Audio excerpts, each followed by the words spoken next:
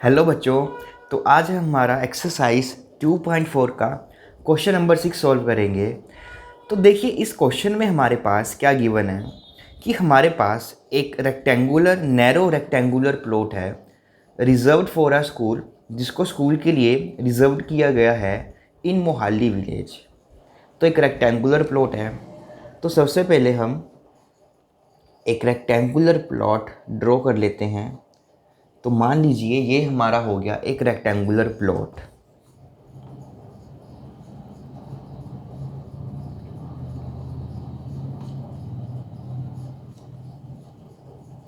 उसके बाद उसकी जो लेंथ एंड ब्रेथ है प्लॉट की, वो हमें रेशो में गिवन है 11:4। तो देखिए जब भी रेशो वाला क्वेश्चन आता है आप सभी को पता है कि हमको क्या काम करना है। तो सबसे पहले यहाँ पर हम ये मेंशन कर लेंगे, सपोज जो हमारे पास लेंथ है ऑफ रेक्टेंगुलर प्लॉट की वो कितनी हो जाएगी 11x, और उसकी जो हमारे पास ये ब्रेथ आएगी प्लॉट की वो आपके पास हो जाएगी 4x, क्योंकि ये 11 है और 4 हमारे को रेशो में गिवन है। तो हम मान लेते हैं कि ये हमारे पास 11x हो जाएगी और ये हमारे पास 4x हो जाएगी। अब उसके बाद उसने बोला है at a rate ₹100 per meter it will cost the village panchayat ₹75,000 to fence the plot. अब देखो फेंस का मतलब क्या होता है। फेंस का मतलब यही है कि जो ये हमारे पास बाउंड्री है इसके राउंड हमने बाउंड्री वॉल करवानी है। फेंसिंग का आप ऐसे भी समझ सकते हो कि इसके आगे एक वो नुकीली तार नहीं होती जो लगाते हैं उनको लगानी है, या कोई भी बाउंड्री वगैरह उनको करनी है। तो डैट मीन्स वो हमारे पास क्या है कि कहाँ कहाँ पे वो यूज़ होगी, मतलब कि ये जो बाउंड्री है इन सभी बाउंड्री पे हमारे पास वो जो फेंसिंग है वो लगने वाली है, मतलब कि इसके चारों साइड्स के राउंड वो लगने वाली है। और उन्होंने बोला है कि अगर वो 100 मीटर फेंसिंग के लिए यूज़ करते हैं तो उसको कॉस्ट पड़ती है ₹100। अब इसको ध्यान से समझना कैसे करेंगे। तो सबसे पहले हम ये देखते हैं, तो ये मीटर में गिवन है तो हम भी मान लेते हैं कि ये कुछ मीटर में होगा। तो सबसे पहले हम ये निकालते हैं कि इसकी टोटल बाउंड्री कितनी बनेगी। तो यहाँ से बाउंड्री का मतलब उसका पेरीमीटर, तो यहाँ से हम क्या निकाल लेंगे, उसका पेरीमीटर निकाल लेंगे ऑफ रेक्टेंगुलर प्लॉट का। तो वो आपके पास कितना आ जाएगा, वो आ जाएगा 11x plus 4x plus 11x plus 4x। तो ये आ जाएगा आपके पास 22x plus 8x means 30x। मतलब कि जो ये बाउंड्री है हमारे पास टोटल वो कितनी आ जाएगी, आप सभी के पास 30 मीटर आ जाएगी। अब ध्यान से समझना बच्चों।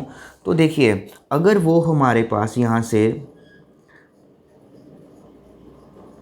1 मीटर की फेंसिंग की कॉस्ट कितनी है, 1 मीटर फेंसिंग की जो कॉस्ट है वो कितनी है हमारे पास ₹100 है। तो बट हमें फेंसिंग कितने मीटर को करनी है, 30x मीटर को फेंसिंग करनी है। तो यहाँ से 30 मीटर फेंसिंग की कॉस्ट हमारे पास कितनी आ जाएगी 30x की। तो हम इसको किसके साथ मल्टीप्लाई कर देंगे, 100 के साथ। तो यहाँ से हमारे पास उसकी कॉस्ट आ जाएगी 3000x रुपीज़। तो ये क्या आ गई हमारे पास, एक तरह से उसकी कॉस्ट आ गई कि इसको पूरे के पूरे को टोटल कॉस्ट आ गई जो हमें फेंसिंग करने के लिए ज़रूरत होगी। तो अगर ये हमारे पास टोटल कॉस्ट है, बट क्वेश्चन में हमारे पास गिवन है कि उसकी जो टोटल कॉस्ट है वो कितनी है 75,000 है। तो डैट मीन्स यहाँ से हमारे पास जो ये 3000x है ये टोटल कॉस्ट है।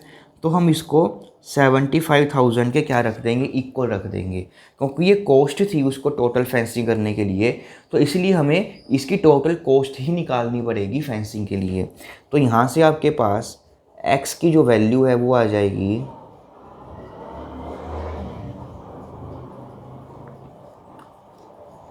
तो कटिंग कर कर आपके पास x की जो वैल्यू है वो आ जाएगी आप सभी के पास 25 मीटर।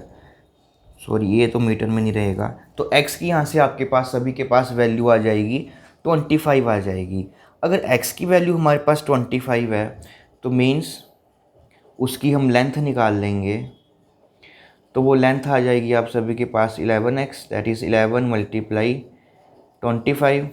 और इसको मल्टीप्लाई कर लेते हैं हम इसके साथ।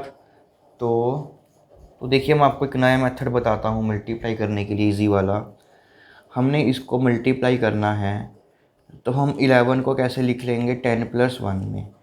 तो वो मल्टीप्लाई करेंगे तो 250 + 25 आ जाएगा, और ये आ जाएगा आपके पास 275। तो इसको मल्टीप्लाई कर कर आपके पास आ रहा है 275 लेंथ हमारे पास, और उसकी जो ब्रेथ आ रही है वो थी हमारे पास 4x, डेट मीन्स 4 × 25। तो ये आ जाएगी आपके पास 100 मीटर उसकी ब्रेथ आ जाएगी। तो बेसिकली हमको उसकी लेंथ और ब्रेथ ही फाइंड आउट करनी थी, तो वो हमने बहुत ही इजी वे से निकाल ली।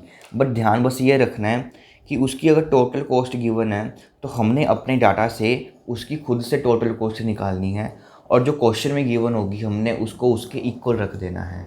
तो वहाँ से आपके पास जो भी एक्स अननोन होगा उसकी वैल्यू आ जाएगी। तो होप सो बच्चों आप सभी को ये अच्छे से समझ में आ रहा होगा।